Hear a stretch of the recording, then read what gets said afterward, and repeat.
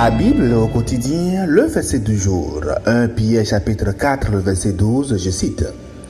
Bien-aimés, ne soyez pas surpris de la fournaise ardente qui est au milieu de vous pour vous éprouver, comme s'il vous arrivait quelque chose d'étrange. Fin de citation, glorifions le Seigneur. Alléluia, bien-aimés auditeurs et auditrices de notre Seigneur Jésus-Christ. Dans ce verset, à qui Pierre s'adressait-il et pourquoi? La première épître de Pierre est une lettre écrite à des chrétiens qui étaient en exil. Et dès le premier verset, Pierre les désignait comme des étrangers dispersés. 1 Pierre 1, le verset 1. Les hommes et ces femmes-là sont déjà éprouvés lorsque Pierre les écrivait. Ce contexte-là est très important pour que vous compreniez le verset. En fait, le chapitre 4 dans son ensemble aborde la question de la souffrance. Pierre vient de rappeler ici que Christ lui-même a souffert dans sa chair, le verset 1, que le temps passé à vivre selon les désirs du monde est révolu et que le monde s'étonne et calomnie ceux-là qui ne suivent plus ses courants. C'est dans ce contexte-là que nous avons notre verset du jour qui dit « Bien-aimés, ne soyez pas surpris de la fournaise ardente qui est au milieu de vous pour vous éprouver comme s'il vous arrivait quelque chose d'étrange. » Bien-aimés, Pierre ne leur dit pas « Vous traversez peut-être une épreuve ». Il leur dit « La fournaise est au milieu de vous ». La fournaise ardente désigne ici un embrassement, une combustion intense. Et ce terme est utilisé beaucoup plus dans l'Ancien Testament lorsqu'on lit Proverbe par exemple 17, le verset 3. Le creuset est pour l'argent et la fournaise pour l'or, mais l'Éternel éprouve les cœurs. Ce n'est donc pas une métaphore anodine qui est dite ici. Pierre a emprunté délibérément l'image de cette métallurgie-là pour montrer que le feu n'est pas là pour détruire, il est là en fait pour peaufiner. Le verset dit « Ne soyez pas surpris que la fournaise ardente soit au milieu de vous pour vous éprouver. » L'épreuve ici, c'est le même thème qui est utilisé dans Jacques 1, le verset 3. L'épreuve de la foi qui produit quoi? Qui produit la patience. L'épreuve a une fonction, oui, elle n'est pas un accident, elle est un outil entre les mains de notre Seigneur qui sait ce qu'il fait. Oui, l'Éternel sait ce qu'il fait.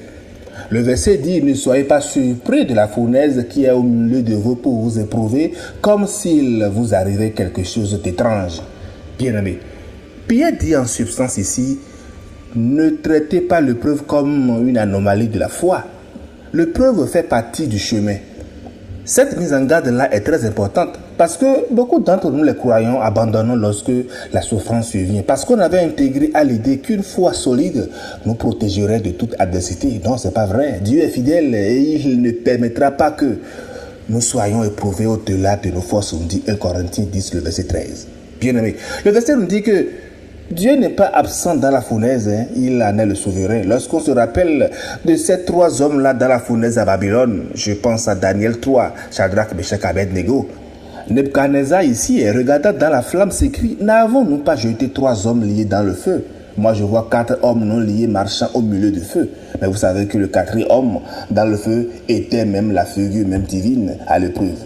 Pierre en disant dans notre verset, ne soyez pas surpris, ne minimise pas la douleur, il la légitime. Il dit, notre souffrance est réelle, mais elle n'est pas absurde. Elle a un nom, elle a une fonction et elle a évidemment une fin. Bien-aimé, chaque personne connaîtra au cours de sa vie son lot de douleurs et de difficultés. Mais dites-moi, qui ne fera jamais face au deuil, à la maladie ou au chagrin? Mais la question n'est pas de savoir si la fournaise viendra. Pierre vient de nous dire qu'elle viendra absolument. La question est comment, lorsque cette fournaise sera là, comment est-ce que nous l'abordons? Je me souviens de Job. Job est le témoin par excellence de cette réalité parce que nous connaissons son histoire. Cet homme-là, que Dieu lui-même qualifiait d'intègre et droit craignant Dieu et se détournant du mal. Job 1, le verset 1. Job a tout perdu en l'espace de quelques jours. Ses troupeaux, ses serviteurs, ses 10 enfants et finalement sa propre santé. Job a entendu même la voix de sa propre femme lui souffler « Maudit Dieu et meurt ». Job 2, verset 9. La fournaise, je vous dis, était totale. Mais pourtant, qu'est-ce que Job a fait? En tout cela, Job ne pécha point et n'attribua rien d'injustice à Dieu. Job 1, le verset 22. Et l'issue, vous savez, Dieu retourna la situation.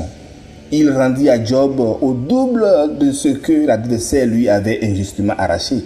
Job 42, le verset 10. C'est exactement, bien-aimé, ce que Pierre veut graver dans nos cœurs aujourd'hui au travers de notre verset. Quelles que soient les circonstances que vous traversez, je vous dis, Dieu reste le maître de chaque événement de votre vie. Réjouissez-vous au contraire de la part que vous avez aux souffrances de Christ, afin que vous soyez aussi dans la joie et dans l'allégresse lorsque sa gloire apparaîtra. Si vous êtes outragé pour le nom de Christ, je vous dis, vous êtes heureux parce que l'Esprit de gloire, l'Esprit de Dieu repose sur vous. Vous êtes ses bien-aimés frères et sœurs. Il sait exactement ce qu'il fait de vous dans l'épreuve. Je vous prie de rester toujours attachés à notre Seigneur. Bonne méditation et que la paix de Christ qui surpasse tous vous accompagne tout au long de ce jour. Alléluia chez vous.